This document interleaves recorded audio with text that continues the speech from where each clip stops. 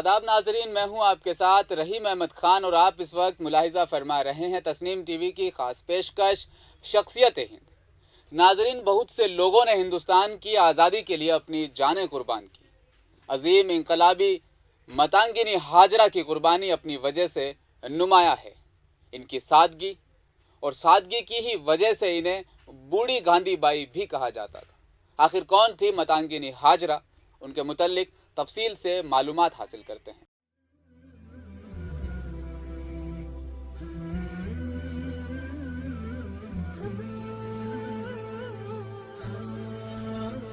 متانگنی ہاجرہ 19 اکتوبر 1870 کو مغربی بنگال کے مدناپور ضلع کے تملوک کے ایک چھوٹے سے گاؤں میں ایک غریب کسان خاندان میں پیدا ہوئی۔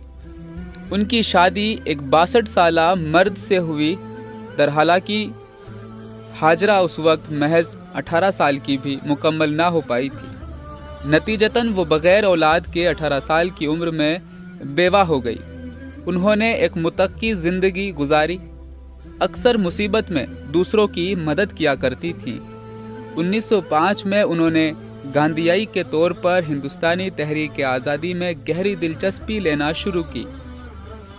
قابل ذکر بات یہ ہے کہ مدنی پور جدوجہد آزادی میں خواتین کی شرکت کے لیے شروع سے ہی مشہور تھا۔ متانگنی ان لوگوں میں سے ایک تھی جو آگے چل کر ان میں سب سے نمایاں بن گئی۔ جدوجہد آزادی میں ان کے کردار کی بات کریں تو سال 1932 میں انہوں نے سول نافرمانی کی تحریک میں شمولیت اختیار کی اور بعد میں سالٹ ایکٹ کو توڑنے کے الزام میں انہیں گرفتار بھی کیا گیا۔ اس کے بعد بھی انہوں نے ٹیکس کے خاتمے کے لیے اپنا احتجاج جاری رکھا۔ رہائی کے بعد وہ انڈین نیشنل کانگریس کی سرگرم رکن بن گئی۔ ایک حقیقی گاندھیائی ہونے کے ناطے وہ باقاعدگی سے کاتا اور کھادی پہنتی تھی۔ ایک سے زیادہ بار انہیں جیل بھیجا گیا، لیکن پولیس ان سے ان کی جنس اور عمر کی وجہ سے چند گھنٹے سے زیادہ حراست میں رکھنے میں شرمندہ ہو جاتی تھی۔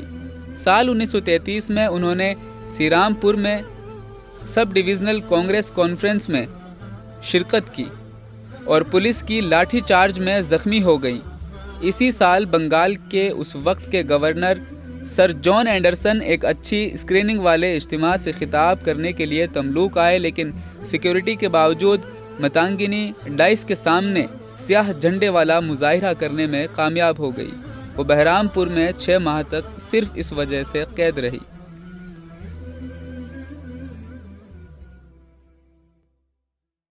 ہندوستان چھوڑو تحریک کے دوران کانگریس کے ارکان نے ضلع مدناپور کے مختلف پولیس اسٹیشنوں اور دیگر سرکاری دفاتر پر قبضہ کرنے کا ایک منصوبہ بنایا تھا۔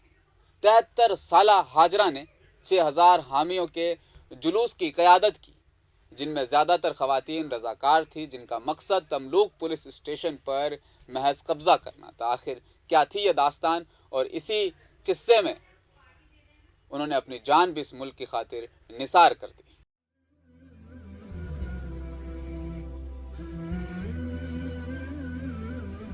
جب جلوس قصبے کے مفادات میں پہنچا تو انہیں انگریز سپاہیوں نے سنگم سے پکڑ کر رکنے کا حکم دیا۔ جیسے ہی وہ آگے بڑھی، ہاجرہ کو گولی مار دی گئی۔ بظاہر وہ آگے بڑھ رہی تھی اور پولیس سے اپیل بھی کر رہی تھی کہ وہ بھیڑ پر گولی نہ چلائیں۔ جب انہیں بار بار گولی مارنے کی دھمکیاں ملی تو وہ وندے ماترم کا نعرہ لگاتی رہی، مادر وطن کو سلام۔ وہ انڈین نیشنل کانگریس کا پرچم ہاتھ میں پکڑ کر اس ملک کے لیے شہید ہو گئی۔ متوازی تملوک قومی حکومت کے اخبار نے اس کے متعلق تبصرہ کرتے ہوئے لکھا کہ متانگنی نے فوجداری عدالت کی عمارت کے شمال سے ایک جلوس کی قیادت کی۔ فائرنگ شروع ہونے کے بعد بھی وہ تمام رضاکاروں کو پیچھے چھوڑتے ہوئے سیاہ رنگ کے جھنڈے کے ساتھ آگے بڑھی۔ پولیس نے انہیں 3 گولیاں مار دی۔ وہ پیشانی اور دونوں ہاتھوں پر زخموں کے باوجود مارچ کرتی رہی۔ سال 1977 میں حکومت مغربی بنگال نے کولکاتہ میں ان کی یاد میں ایک مجسمہ کھڑا کیا، جب ہندوستان آزادی کے 70 سال کا جشن منا رہا تھا۔ ہم آپ کے لیے ان خواتین کی کہانیاں لاتے ہیں جو ہندوستان کی آزادی کی جدوجہد کا حصہ بنی تھی۔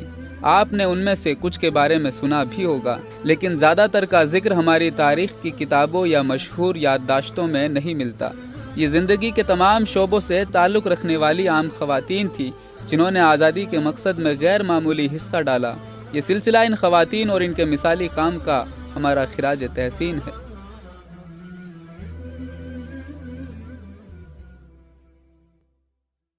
شخصیت ہند کی آج کی اس خاص قسط میں فی الحال اتنا ہی۔ مجھے دیجیے اجازت، آپ دیکھتے رہیے تسنیم ٹی وی۔ اپنے میزبان رحیم احمد خان کے ساتھ اپنا خیال رکھیے گا۔